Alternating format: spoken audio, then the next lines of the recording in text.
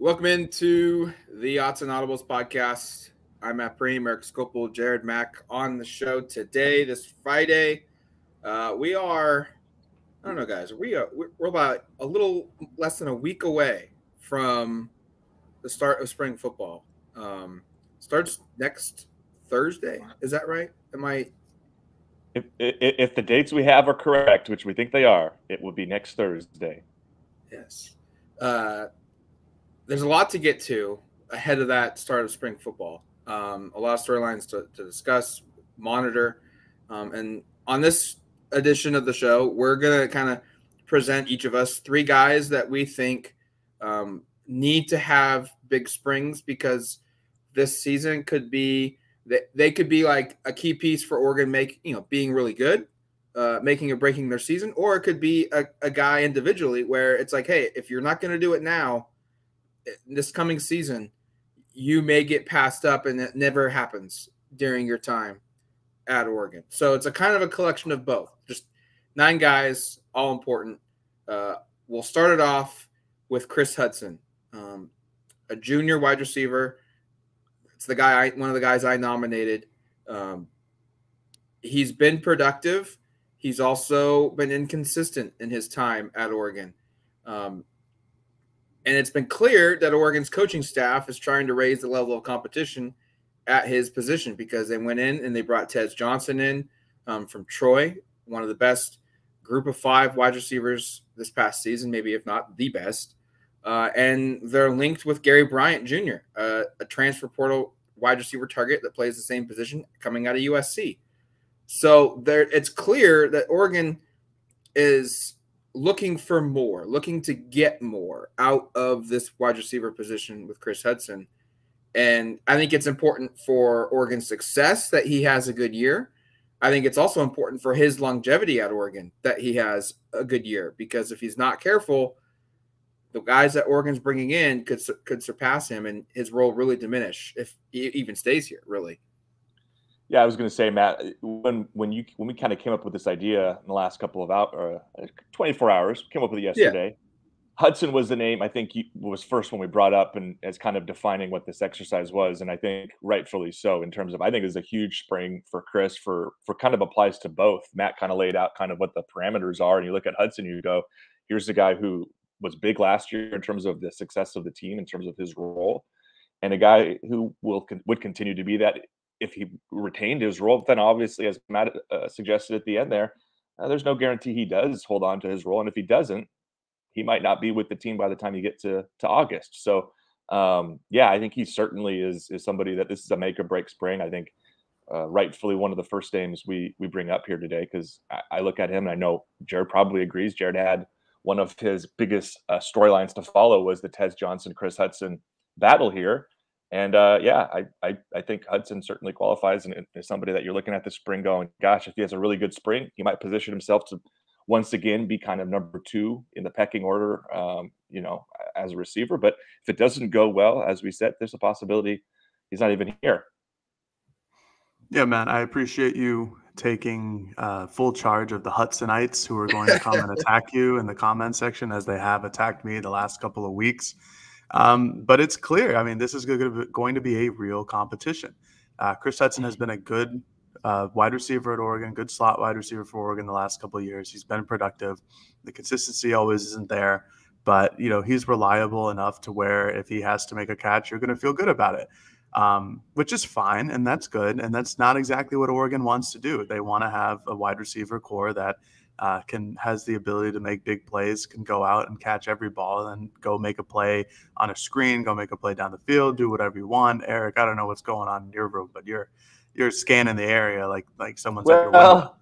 Yeah, sorry, I hate to distract with my visuals here because this is an audio podcast for some. There is sometimes you just see weird stuff going on outside your window. I'll leave it at that. I don't really want to try to explain what I just was looking at, but it was weird. I'm the one that's in Vegas that should be saying that kind of line, not you. Well, I'm in a not so nice neighborhood. I'm in a not so nice neighborhood, and there are weird people doing strange things outside. So, anyway, continue, Jared. Yeah, of course, with the weird people and doing strange things in a strange area.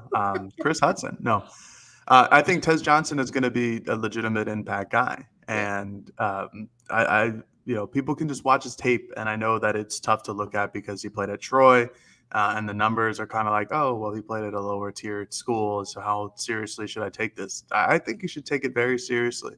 I think that Dan and company are bringing this guy in because they know he's good, not just because he's Bo Nix's brother. And then the Gary Bryant adds more layers to it. Bryant is down between Oregon, I think, Miami, and another school, and I can't remember off the top of my head. But, it's clear that of those three schools, Bo Nix is the best quarterback. So if he wants to go to a school that has the best passing game situation, he would pick Oregon.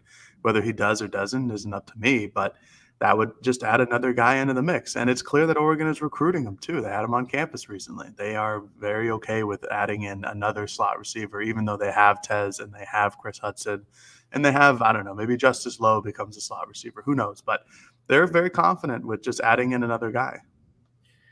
I do want to make it known that I'm in support of Kris Hutson. I just think I think we all are. You have to read the room, and it's very obvious that Oregon thinks there could be more at that position, and so that's why I named Kris Hutson. I think he's a really good number 3 guy in your wide receiver rotation, but Oregon senses that position needs to be better, and you have to be able to read the room, and that's kind of why I acknowledged this. Is I think he's good. I think he could be good. I think he is a little underrated within the Oregon fan base, but I also acknowledge that Oregon staff says there needs to be more at that spot.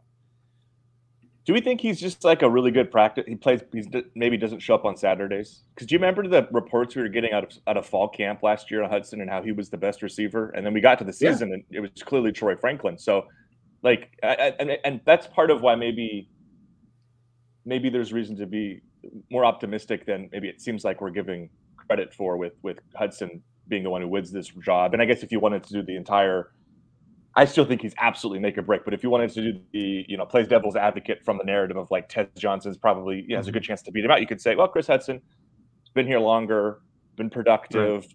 Everything in practice has been positive, more highly regarded as a recruit, more physically developed, which is hard to believe because when we see Kris Hutson, you're like, that's a very slight human being, but Tez Johnson, also a slight human being.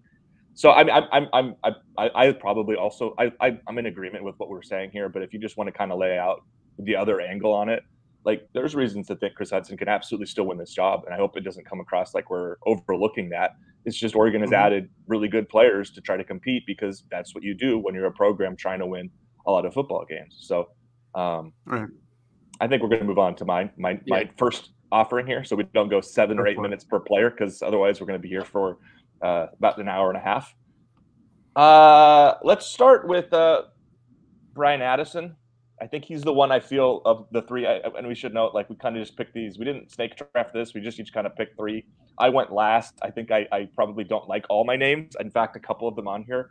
I'm just curious to kind of get we haven't talked about these specific players and kind of what we look at this spring. So we'll get to those players later. And I'm not necessarily saying it's make or break, but just curious on your guys' thoughts. But Addison, I think, is the one of the 3 I have here that is clearly the most make or break. I mean, and we don't even have to go into this too long. But because we've talked about a lot, but I think Addison, Steve Stevens, and Jamal Hill are all enter in similar spots. These are guys who played almost every position, every snap, I should say, this last year at the 2 different deep safety positions or the 2 safety positions, and they're all back. But they've also added Evan Williams. There's some competing depth in terms of players developing who could challenge here. And you look at Addison, you say, wasn't a starter at any point in his career. How much longer is he okay with that? Played a ton last year. PFF thought really highly of Brian Addison, especially as a coverage player. I think they thought pretty highly of him as a tackle. So did I. Yeah, I think Brian Addison had a great season, junior season this last year. So, there's reason to be optimistic. But then you also say, hey, he wasn't a starter. Will he be a starter this year? Maybe, maybe not. And ultimately, what happens this spring will play a role in whether or not he ends up winning a starting job. So I think Addison, and I think not to preview too much of this, I think we all think Steve Stevens and Jamal Hill also are candidates just for kind of really similar situations. So if they enter spring as guys who played a ton, will that be the case this fall? We don't know, but I think spring will determine a lot of that, or at least a good part of that. Of the returning safeties, I actually feel the best about Brian Addison because I don't need him to start. I need him to be my third down and long safety, and I need him to go and drop back into center field coverage and just patrol the area with a 6'5" frame. But I still think, like, to your point, Erik, I still think it's an opportunity for somebody to move ahead of him in the depth chart. I mean, realistically, like I made my list with what position groups basically added the most talent in the offseason, and safety was one of them, and bringing in guys and still returning players as well. And BA was a really good, safety last season, but I don't know if he's going to be a starter. I don't know if he's going to be the first guy off the bench just because of who they've added and who they've subtracted. I still feel like he's going to be a complementary piece. I just don't know what his playing time is going to be next season. And if there is a position group that you would look to, kind of change around based off of last season's performance, safeties are high up there. Safeties and linebackers and potentially some cornerbacks here. I think those are the groups that you'd want to see a big change in the offseason, and hopefully a lot of added talent coming in. And Oregon has done some of that at safety this offseason, but we'll see if that changes what BA's his role is on the field, because I feel like he'll still have a similar type third and long type of pass down play style. Yeah, this is a guy that he's going to be exhausted of eligibility, I'm pretty sure, right, after this coming season. Yep, next year, yeah. Yeah, so it's very obvious that, like, if you want to be a starter, this is your chance at Oregon, because there isn't one after this. But it's also a case, like what Jared said, where there's a lot of turnover here and at this position, and you're going to need some people to be consistent. And it would be huge, I guess, for Oregon's overall team success if they know that Brian Addison, whether it's a full-time coverage, whether it's a full-time starter, or it's like what Jared said as the third downs, pass defensive safety, if they know consistently, hey, we're going to get really good production out of Brian Addison in this role, no matter what. Like that's critical for Oregon, whether it's as a backup in a special, situation type role or a full-time role. I think this is another one that this is a good pick, where it's another guy where there's a lot on the line individually, and there's also a lot on the line collectively for this unit and for this team, for this guy to have a good season. Am I going? Yes, you are. I figured we would have more banter. Okay, I'm trying to think of who should be the first overall pick here of my three. I'll go Stephen Jones. I don't think we needed more banter at that point. Sorry, I was just going to say, I don't think we needed more banter. I think we were bantered out. No, you're good. We just, we went 7 minutes on Hutson and then, like 4 or 5 on our dear friend Brian. But Stephen Jones, I'm going with Stephen Jones. Yeah, I agree. Going into spring camp, I think this is a make or break year for Stephen. And obviously that's also because of eligibility, because I think after this season, he'll be done just like Addison. Yes. For Jones, he's a guy who started at right guard last season. I think it was right guard, not left. He started at right guard last season, gets injured within the first 2 weeks. Then Marcus Harper comes in, who performs well in passing downs and maybe not great in running downs, but I thought he was a really good offensive lineman overall. He was somebody that you didn't notice was on the field, which is probably the highest achievement that you can have as an offensive lineman. You just go and do your job. Stephen Jones comes back towards the end of the season. Oregon's offensive line continues to do well. But heading into this year, Oregon adds some talent through both the transfer portal and the 2023 class at the offensive line position. Returns Marcus Harper and Stephen Jones. And now there's going to be a good old football competition about who's going to be one of the starting guards, because you have a lot of guys who could do it with Harper, Stephen Jones, Junior Aguilar, a transfer from Texas, who was a starting left guard for 3 years before suffering a torn – I don't know. I think it was an ACL at Texas in spring camp last season. You still have Big Feope if you want to add his name to the list. But those are 4 or 5 guys, and maybe George Silva, maybe Dan and company, maybe Alik Terry thinks that he's a better guard than he is tackle. I would say he looks more like a tackle, but we'll see what him and our dear friend Dan Kavanaugh think about his situation. But I think that this is – oh, and Dave Iuli. Thank you, Erik, for mentioning that in the private chat. I forgot about him. there are some guys, but that's like 6 or 7 names that I just listed who could all be competing for a starting guard job. And now you're Stephen Jones, you come back for your final year with no, unless Dan behind the scenes has said, hey, you're going to be the starter next season. There's no clear, there's a role, there's a clear path to that role, but it's going to be difficult because you're going to have to get through all these guys. And, you know, he was somebody who was brought in as a potential tackle that never really worked. I don't know if he's really sticking at guard because last season it flipped around and him and Saleh would switch positions all the time. So I just think this is going to be a make or break camp for Stephen Jones here. And again, this is like a Kris Hutson situation. I don't think it's the worst of things. I think it's a lot of good competition going on. I wanted to have Stephen Jones on my list, but I couldn't convince myself to just go 3 offensive guys. Spoiler alert for my next pick later on. But so I like this. He's the most experienced guy on this team within an Oregon uniform for this position group in which 4 starters are gone. He's played in big moments. He's played in big positions. Left tackle, he spent some time. He's played basically everywhere but center over his previous, 4 or 5 years now at Oregon. But correct me if I'm wrong here. Like, I don't think he's ever really put together a full season where we're like, he was really dominant. And that was kind of the expectation when he showed up. I want to say he was ranked right around where Penei Sewell was when they joined together at Oregon. I think he was lesser of a prospect, but I think he was still like a 4-star guy. He was. I think he was a top 100 guy, if I remember correctly.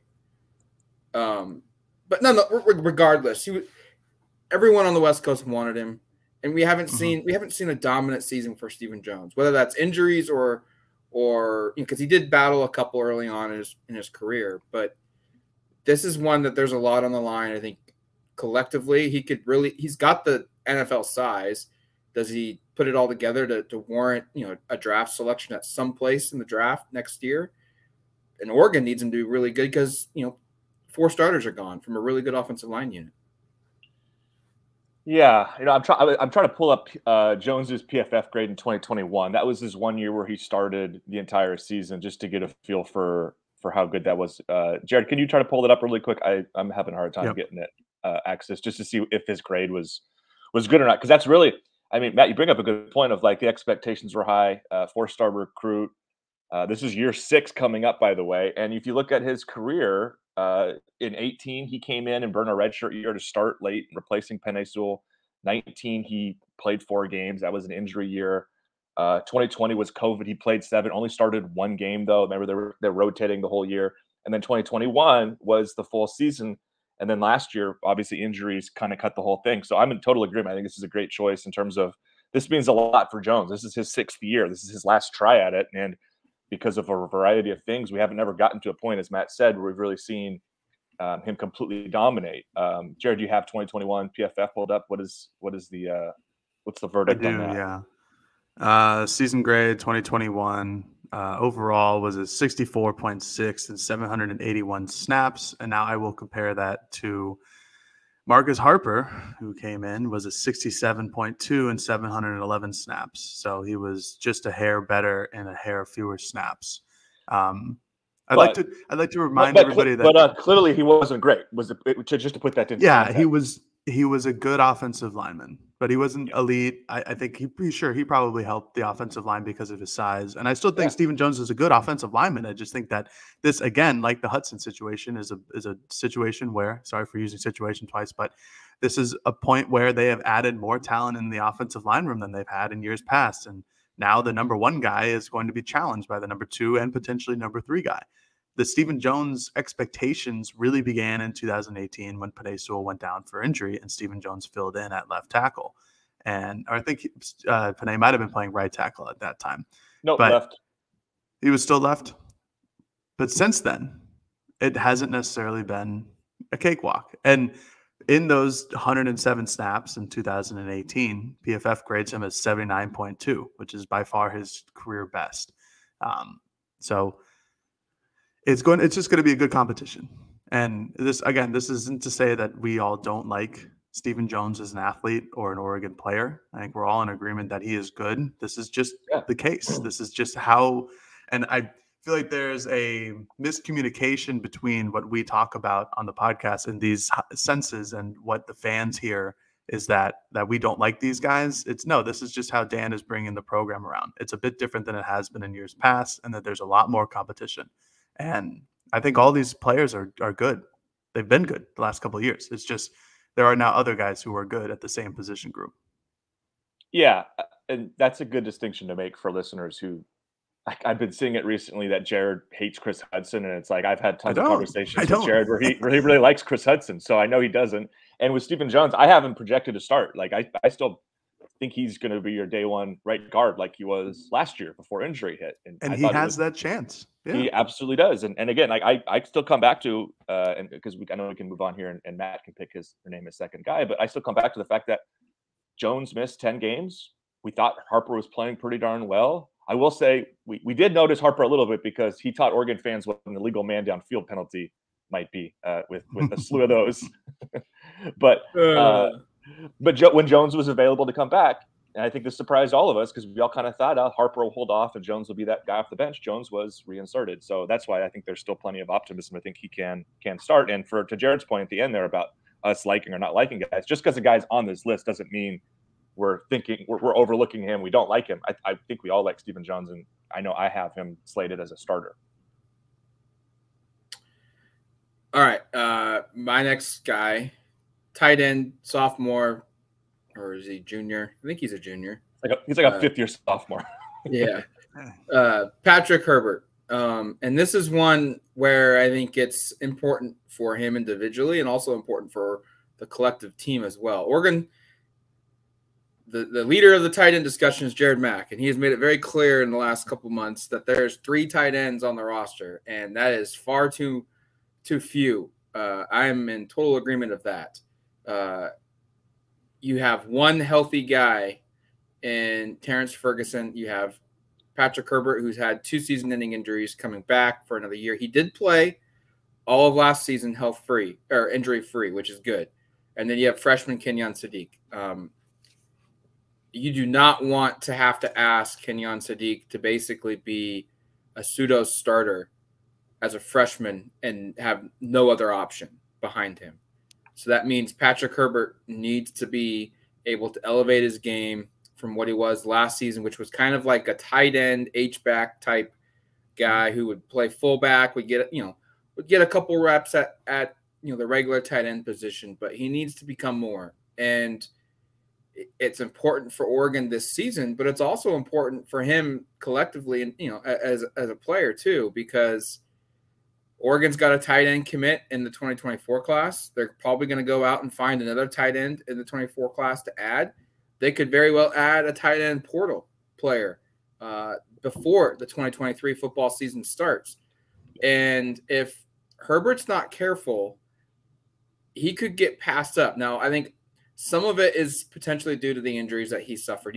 He's not the same level of athlete that he was when he showed up in 2019. And that has to be, you have to have that context provided. But like you guys have said, Oregon continues to kind of retool, reload, and elevate position groups. And this is another one that's kind of going through that.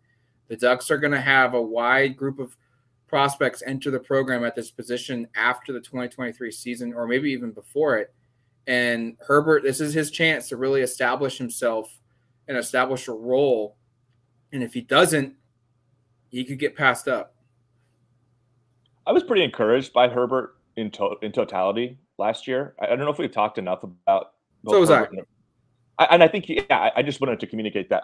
I thought Herbert and McCormick a year ago, we almost kind of got overlooked. These are guys whose entire careers have been, diminished and derailed because of injury.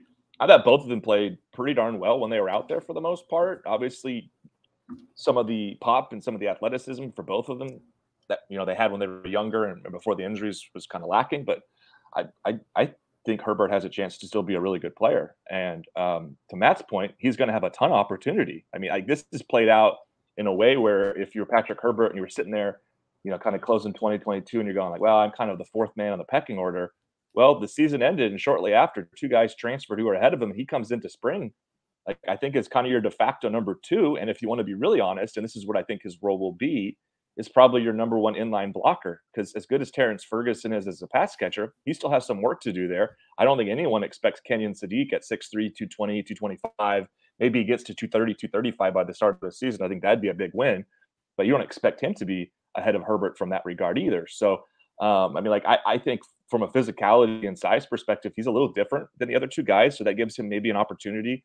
But yeah, in terms of, I think I'm in agreement with Matt that he's certainly one of the candidates for that, because as Matt said, hey, if this doesn't work out for Patrick this spring, he might be in a spot where by 2024, it's not going to get any easier. I mean, Sadiq's going to be right on his heels. Whoever they bring in through the portal, which I know we expect will still take place in sometime after spring, that player could be here for more than 1 season, and so if you're Herbert, it's really important, I think, to kind of establish yourself as the number 2, or at least as the top kind of inline guy, because if you don't do that this year, you might lose on responsibility going forward. So no, I think he's certainly a candidate, and I'm pretty optimistic. I'm trying to be pretty optimistic this tight end thing is going to work out. I still think, like, as we've established, I need to add somebody, but like, I think you've got good players is at least is the positive starting part. Now, another thing is finding some depth, and I think that's the other thing for Herbert. If you want to be really glass half full, is if Herbert has a really strong spring and kind of establishes himself. I know you're always going to be wary of the injury. That might impact kind of what you're looking for in the portal, or maybe you get to a point where you say, "Hey, we don't have to hit portal. Let's go find a defensive end in the form of a DJ Johnson or a Hunter Kampmoyer who can be that second inline blocker without actually going out and making an addition." Because Oregon has had some success, at least recently, with both those guys at least being competent, capable players rather than having to hit the portal. So I don't know. Those are just some thoughts on Herbert. I'm glad that you guys are now on the dark side and needing to add another tight end. I think it's still a big priority. I think it should, or at least it should be for Oregon. For Herbert, I mean, I look more at fall camp being his biggest question mark, because Oregon can't add another tight end right now. So for spring camp, I think he's going to be chilling as the number 1 or the number 2. And until Sadiq comes aboard and we get to see what he looks like and see what his talent is. But like, to Erik's point, Sadiq is not going to be an inline blocker. He's going to be somebody who uses his size and his speed as a mismatch on the edge, similar to what Terrence Ferguson can do. But Sadiq is a much better athlete than Ferguson. And that's no disrespect to Terrence Ferguson, because he moves well for a guy his size. I think the loss of Maliki Matavao is really hurtful for the offense, because that's a guy who was probably your best blocking tight end. He and Cam McCormick last season. Cam eventually was going to leave. It just felt like for the last couple of years that it was going to happen, but it finally happened after this past season where he played. But those 2 guys as inline blockers really impacted the offense and how they can gel and how they can get the ball down the field. I think Herbert is a fine inline blocker, but his snap counts compared to a lot of others, all the other tight ends, are significantly less. And we're still going to have to rely on him to be the second string tight end. And hopefully Sadiq, gets up to collegiate play soon. I don't know. I worry about relying on that, because that's your only option and there's no backup plan there. And this is why I've been clamoring for somebody to come in during the transfer portal period for another tight end. All it has to be is Kano Dillon. That's all it's got to be. Just another guy who can line up, block, and maybe catch a pass here or there. It's not like McCormick and Maliki Matavao were downfield threats. It's not like they were real offensive threats in general, but they were able to make a catch every once in a while, and Maliki being the better of the 2. And that's all you need for Oregon. You just need to add 1 or 2 more guys, or maybe it's, a defensive end who moves over. Maybe it's Trevin Mai who moves over and becomes an offensive player. But you still need to add 2 tight ends, at least 1. And for Herbert's sake, I think he's fine until fall camp. I think he's fine until they get another tight end in the room. And then I think it's going to be a real competition. Unless there's further Herbert rebuttal, I'm going to jump in and throw out my second name. Go for it. And we've touched on this one, so we can kind of cruise past this if we'd like. But Marcus Harper, we've already mentioned his name quite a bit during the Stephen Jones talk. I think we're going to do that a little bit because there'll be overlap with some of the names that are still left here in terms of we've already discussed the position, kind of similar circumstances. I'm actually curious on your guys' opinion here because I'm not 100% sold. And again, I picked my 3 guys after you guys had picked your 3, so I ended up kind of at the bottom of the barrel in terms of if I actually think it's make or break. And the reason let me make the case for why, and then I'll turn it over to you guys. And I probably agree with some of the reasons you think it's not. The reason why it could be seen as a make or break spring for Marcus Harper is, hey, this guy was just starting for almost all of last season, 10 games. Proved to be a pretty darn good player. Jared read out his PFF grade. It was a little bit better than what Jones did the year prior. So he's got a little bit of a track record here. He's a bit of a known commodity. In terms of guys returning with starts, he has the second most on the team behind Jones. So you've got all of this kind of building. And the argument would be, if it's a make or break of, shoot, if I'm not even going to start here and you're going to get through spring and come out going, gosh, am I even going to be starting here? I mean, it's also not like he's in his first or second year. You have to remember he dealt with some injuries. He had to wait a little bit. You know, how much longer does Marcus Harper want to wait to get a starting position? And you could be a situation where if he doesn't perform really well, that he takes a look, because this will be his 4th year. He'll be a 4th year, I guess, junior. The COVID year thing still throws me for a loop, but he's a 4th year junior. Does he really want to wait till his 5th year as a senior to be a full-time starter again? And there's no guarantee of that, because Oregon will hit the portal in some regard as well. So I just think there's quite a bit of make or break for him individually of, gosh, this is a guy who clearly talented enough, capable of starting, proven he can do it at Oregon. He might not have an opportunity because Oregon has gone out and has the player he was replacing last year has returned, and they've gone out and added some players. So that's why individually. And then from a team perspective, Oregon badly needs to play well up front. We've already established that. So much of Bo Nix's success this last year was the offensive line. A whole bunch of that is replaced. You need quality offensive line play. And Marcus Harper was, by the way, a really good pass blocker. At one point was I think the highest rated interior line pass blocker in the Pac-12 and one of the best nationally. And then, of course, things kind of eaved off a little bit over the course of the back end of the season. Had a really good mark, right? It was an 80-something? Yeah. 80-something, yeah. That's still really good. But, I look at the Marcus Harper situation as more of like a do or die for Oregon, because you get a couple more years for Marcus Harper in terms of eligibility compared to one of Stephen Jones. And I feel like the loser of that competition is probably going to hit the portal, because they have similar resumes where they've both proven themselves at a Power 5 level, the Pac-12 level, of being a solid, reputable starting lineman who a lot of teams could use. They both have good size. They're both, they're both athletic enough. I think Harper has dealt with lesser of injuries than Stephen Jones, because it feels like Stephen Jones is injured often. But I think they're both guys who would be very hot commodities in the transfer portal, especially if a team needs an offensive lineman. And the flip side is that if they both stay, you have some really damn good backup offensive linemen, which, what does that mean? I'm not sure, because offensive linemen never really come out of the game unless you're the 2021 Oregon Ducks. But Jared, how valuable was it to have a Harper off the bench when Jones went down this last year? That is very valuable. Yeah, that's inherently valuable. And I just, I look at this year's team, and there's a lot of guys who could jump off the bench, which is very valuable again. But if you lose Harper or Jones, I'm not saying it won't make an impact on what the offensive line rotation will look like. It will, but I think this year they'd be able to go through it easier than they were last year. This is going to be a tough situation for Erik Terry and Kavanaugh and Dan Lanning of figuring out who it is that they want to start at right or left guard with Aguilar and with all the guys that I mentioned earlier. I just feel like this one, if Harper doesn't win the job, if I were him, I'm gone. I'm hitting the portal. I got 3 more years probably of eligibility. I've shown for two or three, whatever the case may be. I've shown that I'm a good player, and yeah, who wants me? I'm going to go back home to Chicago. I'm going to go back and play for Illinois or Minnesota or something like that.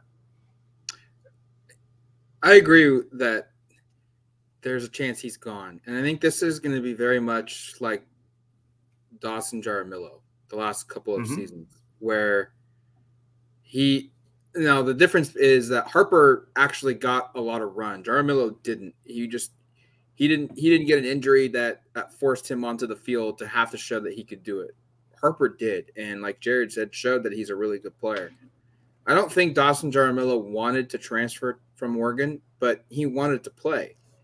And this is one of those transfers where it's like, hey, it's nothing that you didn't do or I didn't do. It's just I want to play, and I love it here, but that's just not going to happen. And so I'm going to find a different school.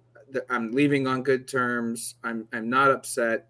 I want to be here, but I also want to play, and that's the most important thing to me. And so that's kind of where I lie with Marcus Harper is. So I think this is a good pick where, like, it's maybe more important for Oregon to find a way to make sure that he is okay with his role if he's not going to be a starter. Because, like Jared said, if I'm Marcus Harper and I don't earn a starting spot, I am thinking really long and hard about leaving because I want to play, and I only have a few years left to play. One thing I just noticed here, I think Harper could use a redshirt year if he wanted to. I don't think he probably doesn't want to. I'm just saying, could there be an angle here of, hey, use your redshirt year? COVID year was 2020. That year he didn't play in any of the games, so you could argue that's a redshirt year. But if he wants to use it as the COVID year instead, and then 2021 and 2022, he played enough games to not redshirt. So, like, maybe that's what you sell him on. I think it makes next to zero sense. I just thought I was just looking through his eligibility clock, kind of thinking, well, if it doesn't work out, where is he from an eligibility perspective? And if he doesn't redshirt, he'd return as a fifth-year senior in 2024. If he does redshirt, he'd be a fifth-year junior in 2024. We're really jumping down the line here. This is where, like, the NIL stuff comes into play, because now I don't know why, I don't know if Oregon's collectives have the money to do this, but some schools across the country do, where kind of an unproven, like you're not 100% certain that Marcus Harper is going to be this superstar offensive lineman. But if you think he could be, like, a NIL collective could put together a package to entice him to do that red shirt. Like, hey, we understand that you don't want to do this, but we're going to help you financially, and it's going to kind of bridge the gap between your potential earnings at the NFL if you think you're at that level, to give you one more year to get ready for it. Like that. That's why I think maybe that discussion could happen, is they could put together a package to entice him to do that, stay an extra year. But I would love to see those type of things happen. I don't know if this is the one where it makes kind of the most sense. Probably. Yeah, I agree. Right. Let's take. Wait, Jared, your turn. Sorry. Yeah, I got one more, but we've kind of belabored this position group as well, so I'll do this one as a quick one before we cut to a break. Another Steve for me, Steve Stevens.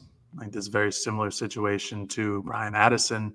Returner, played well at points last season, played not so well at points, depending on who you ask. It's me. That's who you're asking. It's me. Steve Stevens, wonderful kid, great media personality. We love talking to him and media availabilities. There is an influx of talent into the safety room. And now Oregon may have its opportunities to play or not play guys. And I'm not 100% convinced that if in the spring transfer portal period that Oregon wouldn't continue to add talent to its safety room as they did late into the transfer portal window the last time around. Steve is going to be a guy who's competing again this season for a starting job, and he'll be going against stiffer competition, namely in Evan Williams and Tysheem Johnson and BA, and now Jamal Hill. Now you have some more options there to play. And this is just going to be one of those situations where I'm not sure if Steve loses the job that he would be out at Oregon. I think he's already graduated, so theoretically, yeah, he could enter the transfer portal after spring period and check out and go play closer to home, go play Fresno State. But this is an opportunity for him to either make or break. This whole segment's about. It's a make or break for him as to whether he's going to be one of the starting safeties like he was at points last season, or if he's going to he's going to be the first guy off the bench. He's going to be the sixth man of the safety unit like he was at points last season. So I don't know. It'll be interesting. The safety room is one of the position groups that I'm most interested to watch during spring camp. just to see kind of what rotations are. But again, by May, whatever it is, 15th, it could all look extremely different because of the spring transfer period spring portal transfer period, whatever.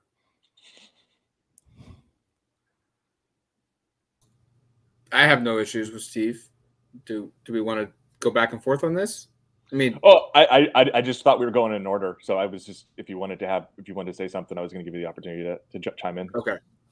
Yeah, I just like Addison, like there's a role where Steve's going to play in 2023, and the turnover. I mean, is he the most experienced guy back? Depends on what you call experience. Yeah, not from starts, but from age-wise, he and Addison are both sixth year. Hill has more career starts because he started in That's right in 20 as well. Yeah. It's weird. He was higher ranked than Javon Holland, and coming out of high school, and so there's definitely that potential there. But I don't know if he's ever really maximized it. I don't know if he'll ever get there from what he was expected to be, but he can still be a solid player for Oregon, and he can be an important piece. But I think it's probably best for Oregon if he's not a full-time starter. And that sucks to say because Steve is like a really good dude. He is always honest and good with us and the media. But it was evident that they brought in new names, new faces this offseason. And that's a clear sign that they're looking to improve, upgrade, whatever, reload. And Steve's going to, he's going to have to fight real hard to keep his starting spot that he had last season. And quite frankly, I think he's going to have to fight really hard to keep a rotation spot. When a couple of times I've talked about what Oregon needs to do this offseason, and one of them has been more speed at the back end. And this is kind of where I'm talking about, and I don't want to, again, take too much away from him because I think he's a really smart football player, plays pretty solid in space. Again, I think, a player who's been around this long has a ton of value on the field, off the field, in the locker room. I think some of the athletic stuff just hasn't quite popped the way you would hope it would. And I think that at a certain point you can only kind of do so much with a player at this point in his career athletically. He is kind of what he is. And I think from a football IQ, from a reading and understanding what offenses are doing perspective, I think he does all of that perfectly well. I'm not going to say he's the best in the country at it or anything, but I think he's certainly suitable. It's just athletically, I think he's been a step maybe slow. So I'm with Jared, I'm with Matt, kind of already been over this. I don't want to belabor it because I know I've got a nickname as Erik the Belaborer apparently now. But you guys kind of all know where we stand here. I think there's going to be open competition, and it wouldn't surprise me at all if Stevens isn't one of the starters by the end of it, and it wouldn't surprise me at all that we get to fall. And Jared made that's a good prediction. If he goes somewhere, Fresno State would make a ton of sense considering he's from, I think, Edison High School in Fresno. So, all right, let's take a quick break. When we come back, we'll wrap up this exercise. We each have one more name to release. All right, welcome back to the Odds and Audibles podcast. 3 more guys to discuss, and I'm going to make an audible. I mean, it's only obvious if this name's Odds and Audibles. Oh boy, I'm going to make a change, and I'm going to present it in a way that Erik did with his most recent guy. Okay. I don't know if this is one in which it truly is make or break, but Jeffrey Bassa, linebacker for Oregon, is going to look entirely different from what it did the last couple of seasons. Sewell is gone, your best linebacker. Flo, the guy with most potential but couldn't put it together, he is gone. Jeffrey Bassa did not have the best season last year, whether it was Pro Football Focus or whether it was just the eye test. He was not at his best. He played really good in the Holiday Bowl in a situation in which he was your most experienced, your best linebacker. But there's going to be a lot riding on this group. It's going to look – it's a new group. There's Justin Jacobs has joined the fold here. Keith Brown looked really good. But Boss is now a 2-year starter, and he had a really good freshman year. He had a down sophomore season. What are we going to get out of Jeffrey Bassa in 2023? I think he's got a lot of potential physically. He's a freak, maybe a little undersized, but I think he's very athletic. And Oregon needs him to be really good. He needs to be better in 2023 than he was in 2022. And so I'm going to nominate him. I don't know if like he gets surpassed because there's not a lot of bodies at this position. Yeah. But like they need him to be really good. And he was not that last season. Yeah, I know. I think it's going back to kind of the things we were talking about at the beginning that Matt brought up, the two kind of subcategories we're looking at here. I think absolutely Jeffrey Bassa's development this spring, this fall is huge for the program. I don't think there's any question. Oregon has to get better linebacker play. There was a discussion on our message board the last couple of days over at Odds and Audibles on Duck Territory of just how mediocre to bad almost every single linebacker who suited up for Oregon was based on PFF, right? And we referenced that a lot. I don't know if we do it too much. I don't want it to be the only thing we look at. I think we look at a lot of other things too, but it's certainly a way of assessing a player. And across the board, Oregon was bad at linebacker. So, of course, Bassa, the most experienced returner, really the only guy with any starting experience back, starting at Oregon. Obviously, Jacob started at Iowa before getting injured. He clearly needs to take a step up. He has to be better for this defense to be what you want it to be and the strides you need to see. And you see, there's again, our message board, a lot of conversations about this defense. Why was it so bad? How can it get better? A big part of it is improved linebacker play. Think about the difference between the caliber of linebackers Dan Lanning was coaching at Georgia on that national championship defense. A bunch of guys go to the NFL, and then the caliber of guys at Oregon this last year, which was, again, according to PFF, probably a huge drop-off. I haven't done the exercise, but I bet if you were to look at the PFF grades on average of the Georgia linebackers and then look at the Oregon by comparison, it's going to be a huge gap, probably 20 points, 30 points. So, that's I think a huge part. And I think from an individual perspective, though, Matt, I probably would lean towards what Jared said about Herbert. Or I think it's more about the fall for him. Because I don't, as you said, and I think you're right, I don't see a whole lot of competition for Bassa right now. And maybe if it's a terrible spring, they come out saying, "Gosh, we need to go add." And maybe that's an outcome. So maybe you put a little pressure. But I absolutely think if you're Jeffrey Bassa and you go through this season and it's a repeat of 2022 and 23, that the staff will do what they've done at a couple of other positions and go, okay, we're going to bring in the equivalent of a Tez Johnson or the equivalent of a Junior Angalau or the equivalent of a Evan Williams, all these guys who come into positions where you return a lot of experienced guys, or at least like some of them, in some cases, returning starters. That'll be something that they look at. So I think Bassa, good pivot by Matt here, because I think he's somebody who from a team perspective is really important. And from an individual perspective, this year as a whole is really big for him. And I haven't lost hope. I know it probably, if people criticize Jared for being the Hutson hater, I'm sure I'm criticized for being the Bassa basher, if you will. But I still have hope with him because I think there's a lot of athletic intangibles, but they really need him to play much better than he did this last year. Yeah, I mean, I don't think there's any reason to not have hope in what Bassa can do. Yeah, I've been critical of Bassa in the past, and sure, I'll keep up that mantra into this podcast as well. And then just, it was poor linebacker play last year. I don't think we necessarily need PFF to show us that, but it does help us. For Bassa, like Matt said, he played really well in the Holiday Bowl, and that was, without Noah Sewell. So maybe that's a sign of potential things to come. I agree with Erik that fall camp is going to be more important because, maybe Bassa doesn't have a good spring camp and Justin Jacobs doesn't look the same coming off of an injury, and maybe they need to go and get another linebacker in the portal. Alongside Bassa and just his development in this offseason going into spring, I'm really excited to see what Justin Jacobs looks like. If he's going to be 100% healthy to participate in fall camp, I don't think we really know yet. His season-ending injury was suffered in like the second game of the season last year, so early September. It is now mid-March, or about to be mid-March by spring camp arrival. And I'm also really interested to see what Devin Jackson and what Harrison Taggart look like. I was really high on Devin Jackson last year. Obviously, he doesn't play basically at all except on special teams for a couple of games.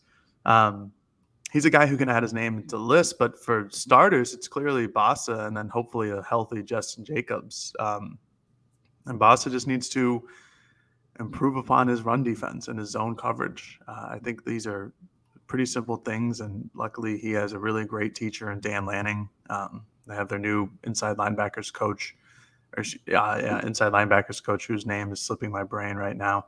But he was a playoff champion in Germany, so I think that should add some real credibility to his name, and hopefully get Jeffrey Bossa right. I mean, like Erik said, there's still a lot of potential there. He's going into his third season of college ball.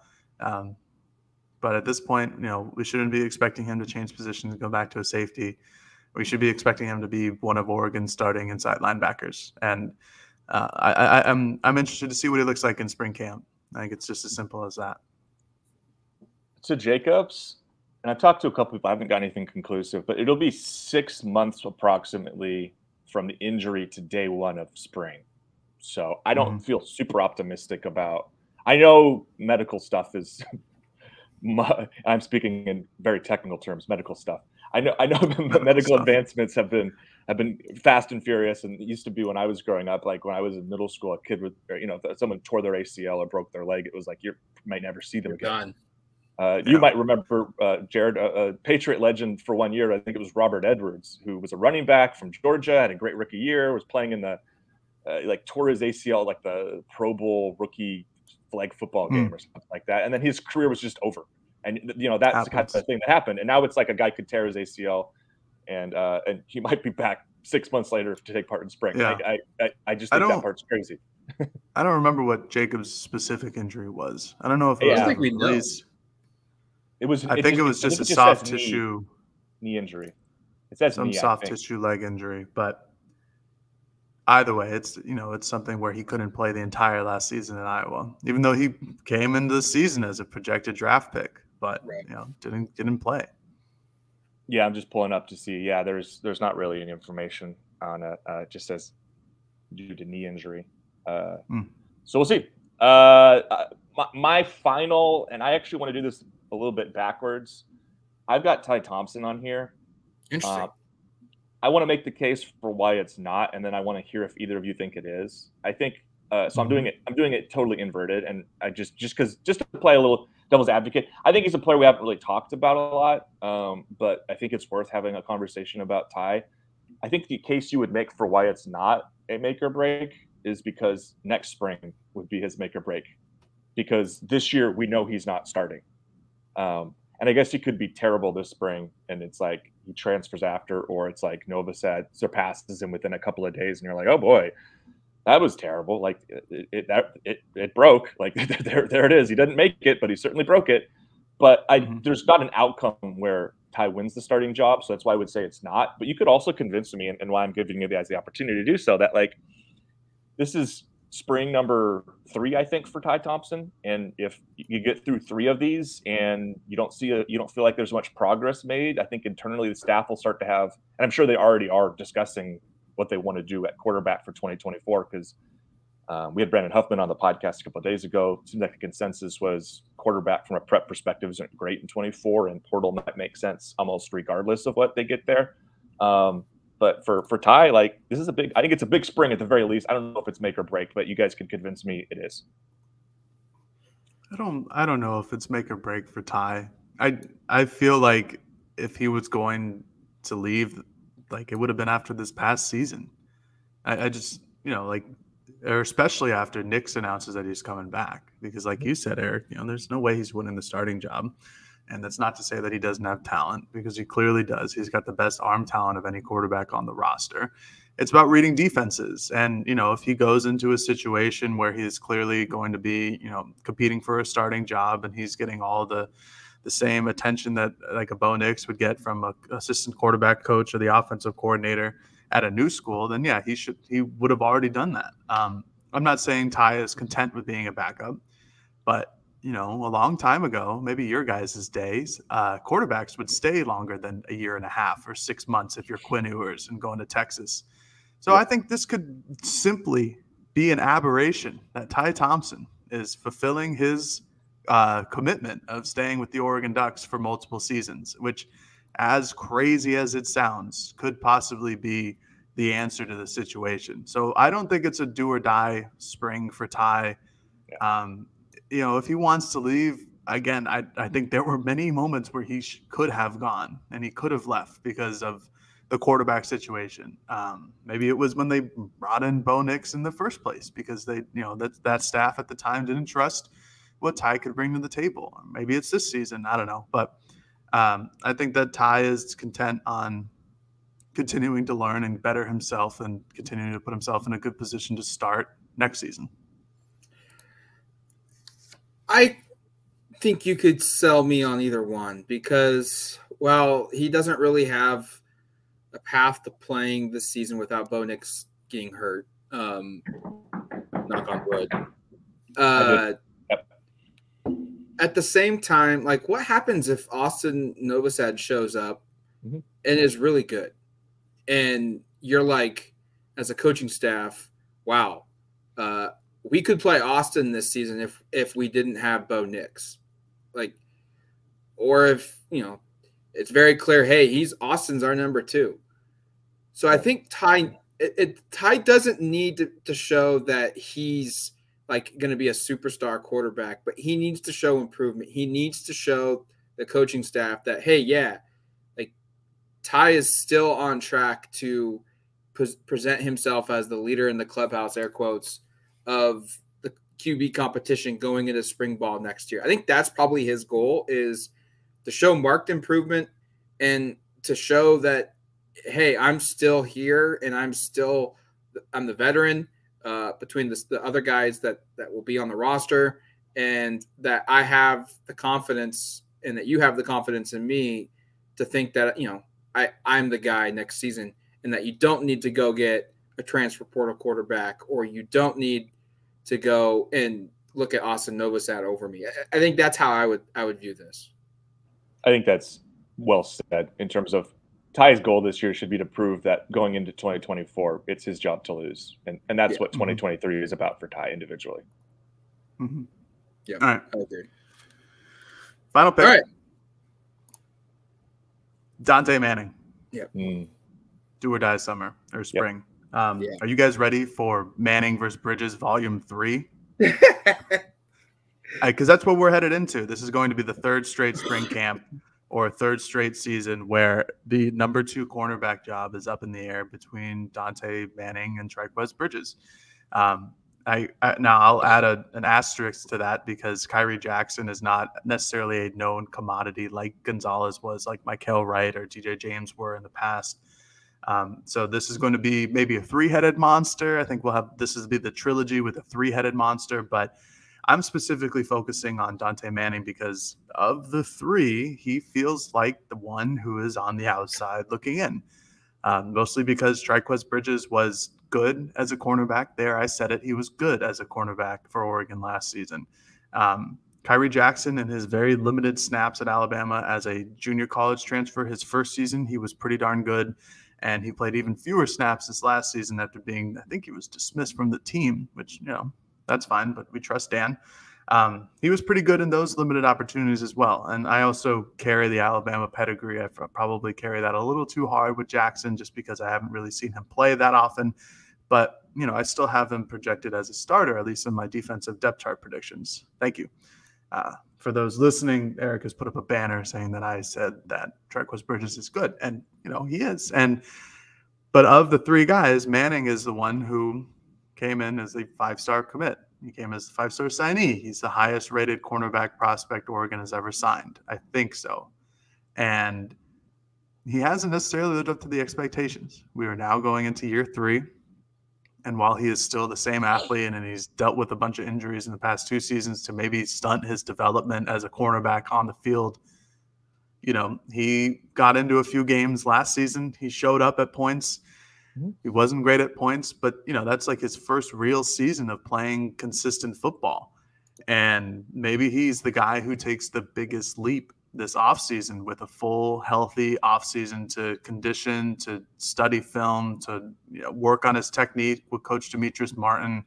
And maybe it really is a Bridges versus Manning Volume 3 for that first or second cornerback position. But if it isn't, and he is still clearly the third or fourth guy, Oregon has done themselves a favor by bringing in a lot of four-star commits, coming in as true freshmen last season and true freshmen this season to build up that cornerback depth.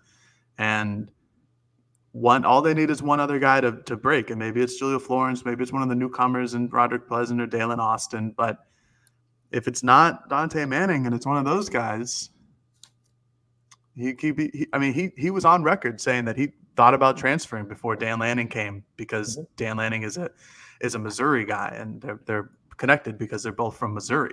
So I see no reason that there's not a chance that he could end up departing the team after spring camp if he's the third or the fourth guy again this year.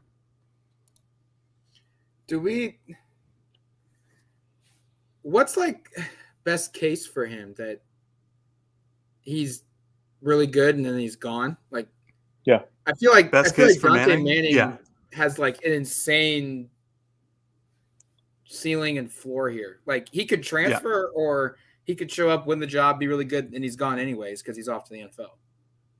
Yeah, I mean, he's probably like the best cornerback on the team, just from a pure physical and athletic perspective. And if he's really good, if everything clicks, like we've been saying, I've been saying on this podcast for basically 18 months now, that if everything clicks, he's the best corner on the roster. But not a lot has clicked yet. PFF grade isn't great, by the way, for those who haven't looked. Was 60 flat this year. He actually played more snaps in 21 than in 22, which sort of surprised me. But I guess there was that weird suspension stuff that happened to start. So the Ohio State game, I think the Fresno State game as well, all those early games, Hill and why am I blanking on the guy who ended up at Auburn? Yeah, thank you. Those guys weren't playing, and that provided a little more runway for opportunity.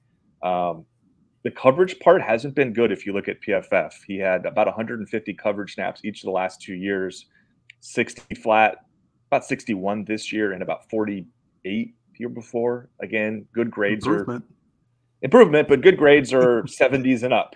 So, and really good players, like really good coverage players, are going to be in the 80s. And I don't think anyone really gets to the 90s, but maybe you get a couple guys nationally. So that puts into perspective kind of what we've seen so far. Total agreement he should be on this list. Was one of the guys I thought of immediately when we kind of talked about this, because he looked at, I think, transferring before this last season, and I know that there were some rumblings he was looking at entering the portal after this past year. That was a guy whose name we prepped for, certainly, and had heard from a couple of people might be looking around. So I think if he doesn't come out of spring thinking he has a really good chance to start, he's going to leave, and I wouldn't blame him, because we've mentioned with a couple of the guys on the list here, if you're around a program for 3 going on 4 years in Manning's case, and you're never able to secure a full-time starting job, go somewhere else and give yourself that opportunity if you want to play really much at all at the college level, but certainly from an NFL perspective. And I'm in agreement with Matt of, like, there is an outcome where Dontae Manning is Oregon's #1 corner, and it all comes together, and he's great. And then he's running the combine, and he's in the NFL draft, and certainly doesn't have the upside of Gonzalez, but has the pedigree at least to be somebody who's attractive to NFL franchises. So yeah, I think he's one that we're going to be watching really, really closely. I just wonder, like, is there another guy besides Bridges that's going to push Manning? Like, I don't like it. Like, I'm thinking maybe from like a team perspective, like if it doesn't click for Manning this season, I don't know if there's another guy that has the physical attributes that he does that you're like, okay, yeah, we're good. So to the point where maybe it's like Oregon needs him. It needs to click if Oregon's going to have the year that they want to have at that position. We make it a lot easier. There's still a lot of upside, though, right, Jared? I think that's probably where you're going, because there's a lot of guys that are still we think are good, we just haven't seen it yet.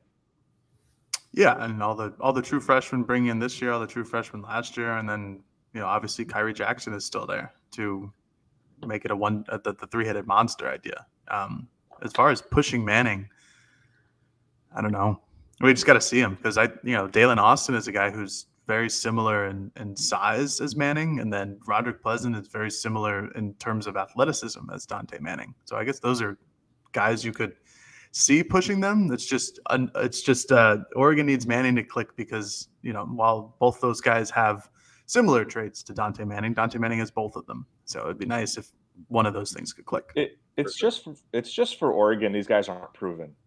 Is what you're dealing with. I think I think it was right after Pleasant signed. I think Oregon will have, if everybody sticks around, either 5 or 6 of their 10 highest rated corner recruits on the roster this year. Because all these guys are really highly regarded. Like Demetrius Martin probably deserves more credit than we give him for all of the success he's had as a recruiter, especially these last 2 cycles. But are those guys ready? Can you rely on those younger players? I don't know. We haven't seen it. The talent seems to be there based on recruiting rankings, but we'll figure it out. Who knows? I don't know. All right, it's going to do it for us here on the Odds and Audibles podcast. Thank you for listening to this edition. On Monday, we'll be back with a mailbag. And on Wednesday of next week, we're probably going to go heavy into spring football unless somehow, some way, the men and the women's teams interrupt our scheduled programming by making the NCAA tournament. I don't know. It's another discussion for another point, but that's kind of our plan. And then Friday, we'll certainly have a ton of spring football to discuss because the first practice will have been there. So that's what you're looking forward to on next week's shows. But for this week, thank you for listening. We'll be back. You've been listening to the Odds and Audibles podcast. Talk to you later, folks. Peace.